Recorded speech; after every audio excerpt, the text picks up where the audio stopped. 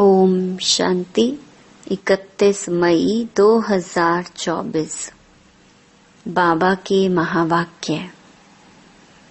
मीठे बच्चे, बाप आए हैं कांटों को फूल बनाने। सबसे बड़ा कांटा है देह अभिमान।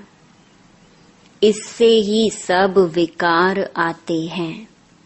इसलिए देही अभिमानी बनो। प्रश्न: भक्तों ने बाप के किस कर्तव्य को न समझने के कारण सर्वव्यापी कह दिया है? उत्तर: बाप बहुरूपी है। जहाँ आवश्यकता होती सेकंड में किसी भी बच्चे में प्रवेश कर सामने वाली आत्मा का कल्याण कर देते हैं। भक्तों को साक्षात्कार करा देते हैं। वह सर्वव्यापी नहीं, लेकिन बहुत तीखा रॉकेट है। बाप को आने जाने में देरी नहीं लगती। इस बात को न समझने के कारण भक्त लोग सर्वव्यापी कह देते हैं। ओम शांति। यह है छोटा सा गुलशन, ह्यूमन गुलशन। बगीचे में तुम जाओ तो उसमें पुराने झाड़ भी होते हैं, किस्म किस्म के। कहाँ मुखड़ियाँ भी होती हैं, कहाँ आधी खिली हुई मुखड़ियाँ होती हैं। यह भी बगीचा है ना। अब यह तो बच्चे जानते हैं। यहाँ आते हैं कांटों से फूल बनने। श्रीमत से हम कांटे से फूल बन रहे हैं। कांटे जंगल के हैं, फूल बगीचे में होते हैं। बगीचा है स्वर्ग, जंगल है नरक। बाप भी समझाते हैं, यह है पतित कांटों का जंगल, वह है फूलों का बगीचा। फूलों का बगीचा था, वह अभी फिर कांटों का जंगल बना है। देह अभिमान है सबसे बड़ा कांटा। उसके बाद फिर सब विकार आते हैं। वहां तो तुम देही अभिमानी रहते हो। आत्मा में ज्ञान रहता है। अभी हमारी आयु पूरी होती है। अब हम यह पुराना शरीर छोड़ दूसरा जाकर लेंगे। साक्षात्कार होता है। हम गर्भ महल में जाकर विराजमान होंगे। फिर मुखड़ी बनकर मुखड़ी से फूल बनेंगे। यह आत्मा को ज्ञान है। सृष्टि चक्र कैसे फिरता है, यह ज्ञान नहीं है। सिर्फ यह ज्ञान रहता है कि यह शरीर पुराना है, इसको अब बदलना है। अंदर में खुशी रहती है। कलयुगी दुनिया की कोई भी रस्म आदि वहां होती नहीं। यहाँ होती है लोक लाज, कुल की मर्यादा। फर्क है ना। वहाँ की मर्यादा को सत्य मर्यादा कहा जाता है। यहाँ तो है असत्य मर्यादा। सृष्टि तो है ना। बाप आते ही हैं जबकि आसुरी संप्रदाय है। उसमें ही दैवी संप्रदाय की जब स्थापना हो जाती है तब विनाश होता है। तो जरूर आसुरी संप्रदाय है।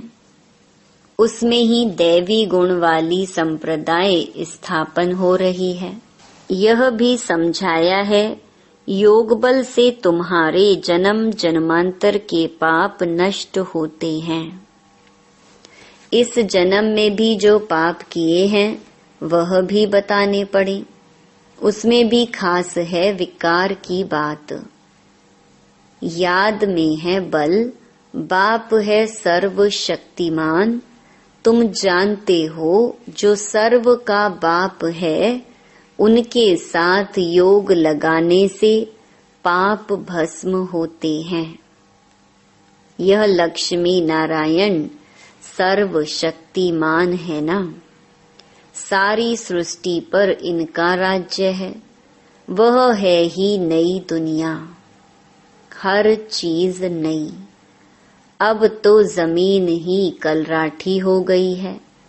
अभी तुम बच्चे नई दुनिया के मालिक बनते हो, तो इतनी खुशी रहनी चाहिए। जैसे स्टूडेंट वैसे खुशी भी जास्ती होगी।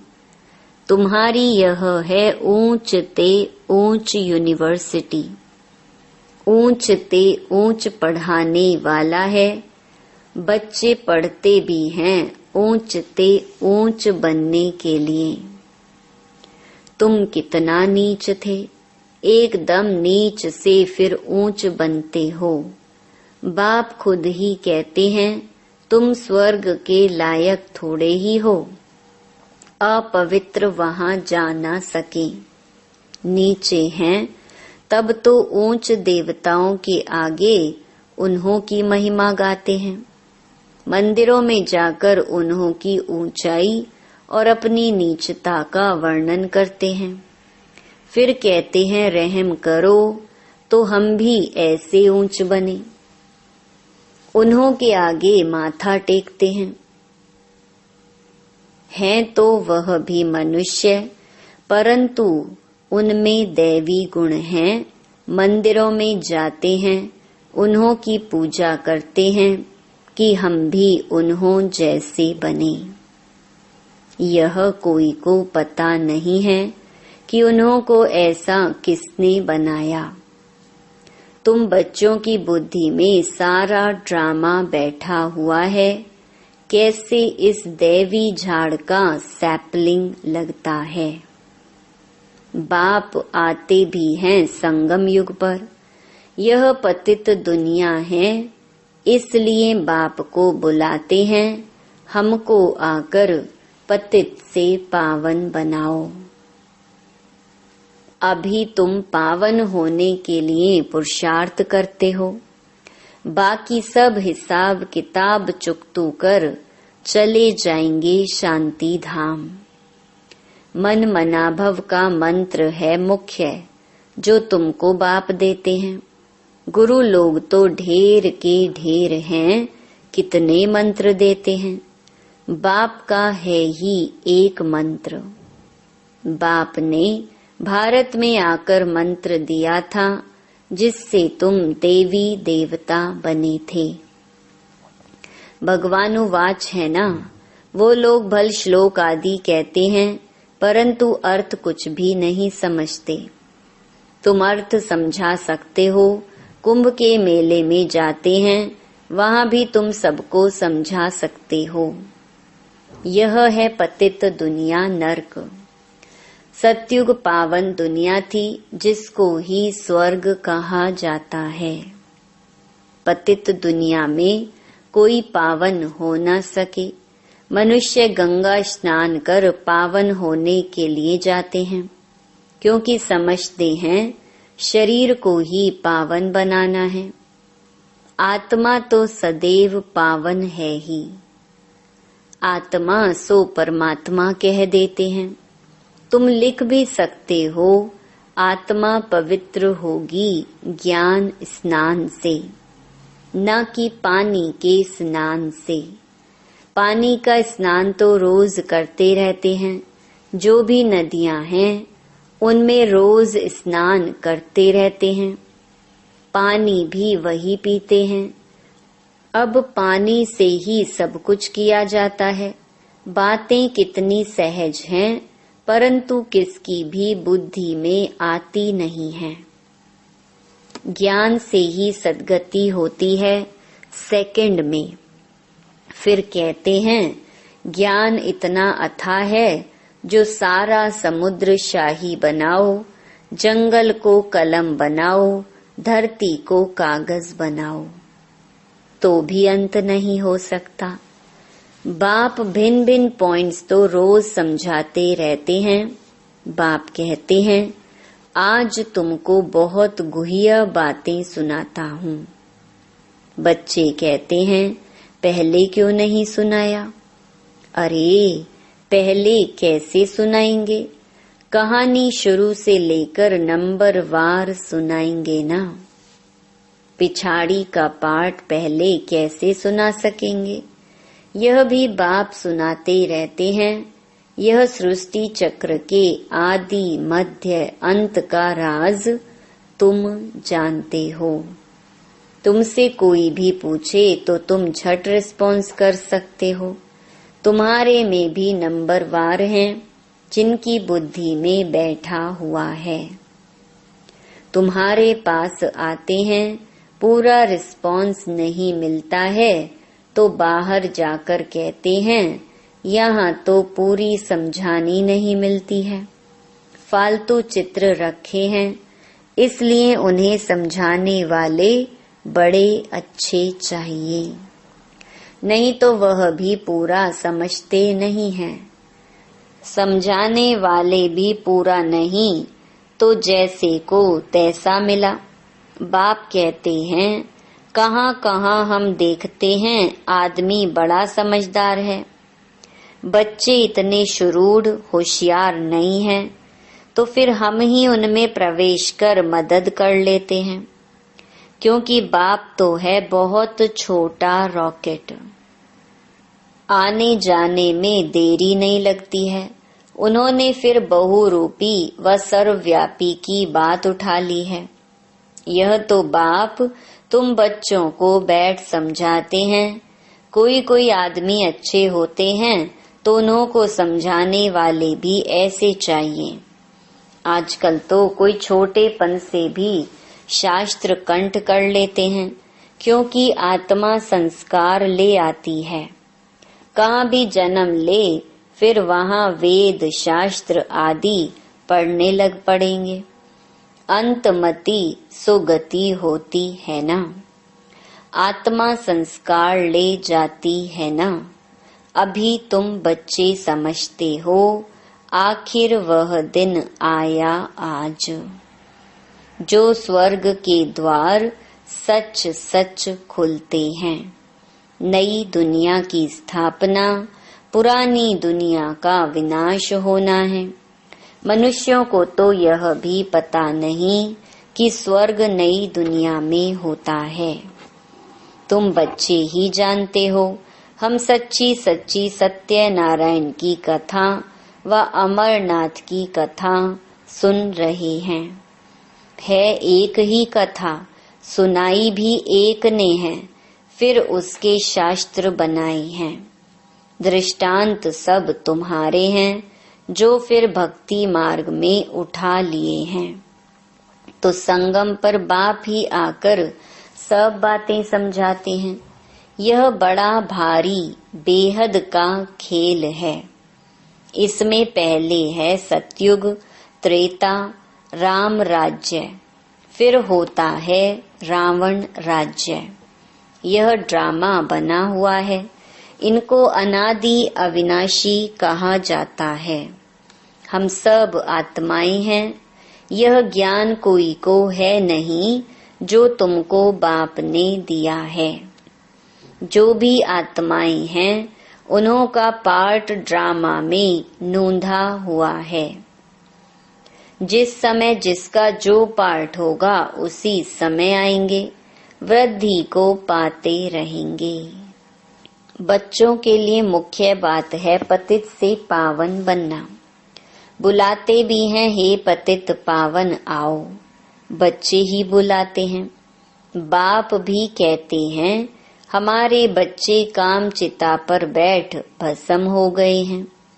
यह हैं यथार्थ बातें। आत्मा जो अकाल है उनका यह तख्त है, लोन लिया हुआ है। ब्रह्मा के लिए भी तुमसे पूछते हैं यह कौन है? बोलो देखो लिखा हुआ है भगवानुवाच। मैं साधारण तन में आता हूँ। वह सजा हुआ श्री कृष्ण ही 84 जन्म ले साधारण बनता है। साधारण ही फिर वह कृष्ण बनता है। नीचे तपस्या कर रहे हैं, जानते हैं हम यह बनने वाले हैं। त्रिमूर्ति तो बहुतों ने देखा है, परंतु उनका अर्थ भी चाहिए ना।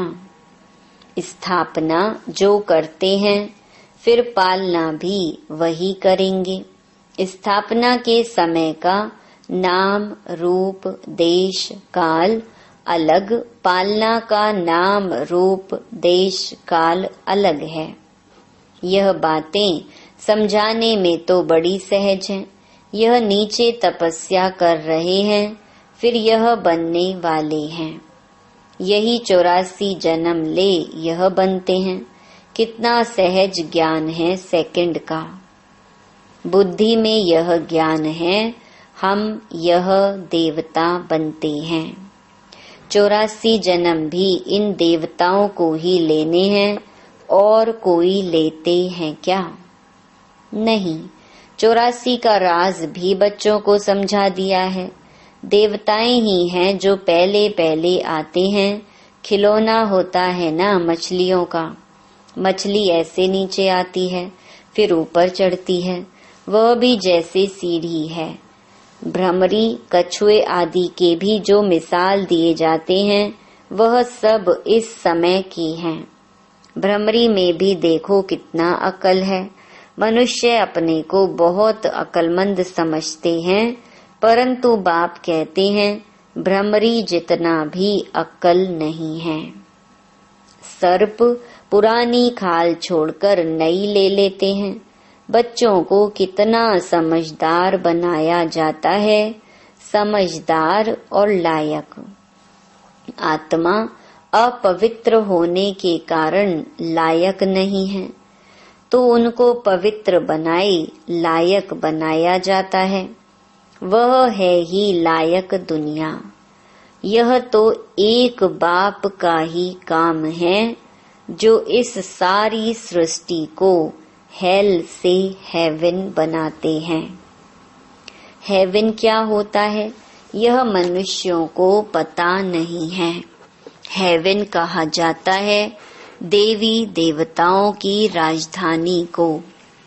सतयुग में है देवी देवताओं का राज्य। तुम समझते हो सतयुग नई दुनिया में हम ही राज्य भाग्य करते थे। 84 जन्म भी हमने ही लिया होगा। कितना बार राज्य लिया है और फिर गंवाया है, यह भी तुम जानते हो। राम मत से तुमने राज्य लिया है, रावण मत से राज्य गंवाया है। अभी फिर ऊपर चढ़ने लिए तुमको राम मत मिलती है, गिरने लिए नहीं मिलती है। समझाते तो बहुत अच्छी तरह से हैं, परंतु भक्ति मार्ग की बुद्धि बड़ी मुश्किल चेंज होती है। भक्ति मार्ग का शो बहुत है। वह है दुबन दलदल, एकदम गले तक उसमें डूब पड़ते हैं। जब सभी का अंत होता है तब मैं आता हूँ, सभी को ज्ञान से पार ले जाता हूँ। मैं आकर इन बच्चों द्वारा कार्य कराता हूँ। बाबा के साथ सर्विस करने वाले तुम ब्राह्मण ही हो, जिनको खुदाई खिदमतगार कहा जाता है। यह सबसे अच्छे ते अच्छी खिदमत है। बच्चों को श्रीमत मिलती है, ऐसे ऐसे करो, फिर उनसे छांट कर निकलेंगे। यह भी नई बात नहीं है। कल्प पहले भी जितने देवी देवता निकले थे वही निकलेंगे। ड्रामा में नोंद है, तुमको सिर्फ पैगाम पहुंचाना है बहुत सहज। तुम जानते हो भगवान आते ही हैं कल्प के संगम पर, जबकि भक्ति फुल फोर्स में है। बाप आकर सबको ले जाते हैं। तुम पर अभी बृहस्पति की दशा है, सब स्वर्ग में जाते हैं, फिर पढ़ाई में नंबरवार होते हैं। कोई पर मंगल की दशा, कोई पर राहु की दशा बैठती है। अच्छा, मीठे मीठे सिकीलधे बच्चों प्रति मात पिता बाप दादा का याद प्यार और गुड मॉर्निंग। रूहानी बाप की रूहानी बच्चों को नमस्ते। धारणा के लिए मुख्य सार। पहला, लायक और समझदार बनने के लिए पवित्र बनना है। सारी दुनिया को हेल से हेवन बनाने के लिए बाप के साथ सर्विस करनी है। खुदाई खिदमतगार बनना है। दूसरा, कलयुगी दुनिया की रस्म रिवाज, लोक लाज, कुल की मर्यादा छोड़ सत्य मर्यादाओं का पालन करना है। दैवी गुण संपन्न बन दैवी संप्रदाय की स्थापना करनी है। वरदान, अपवित्रता का अंश, आलस्य और अलबेलेपन का त्याग करने वाले संपूर्ण निर्विकारी भव। दिनचर्या के कोई भी कर्म में नीचे ऊपर होना, आलस्य में आना या अलबेला होना, यह विकार का अंश है, जिसका प्रभाव पूजनीय बनने पर पड़ता है। यदि आप अमृत वेले स्वयं को जागृत स्थिति में अनुभव नहीं करते, मजबूरी से व सुस्ती से बैठते हो, तो पुजारी भी मजबूरी व सुस्ती से पूजा करेंगे। तो आलस्य व अलबेलापन का भी त्याग कर दो, तब संपूर्ण निर्विकारी बन सकेंगे। स्लोगन, सेवा भले करो लेकिन व्यर्थ खर्च नहीं करो। ओम शांति।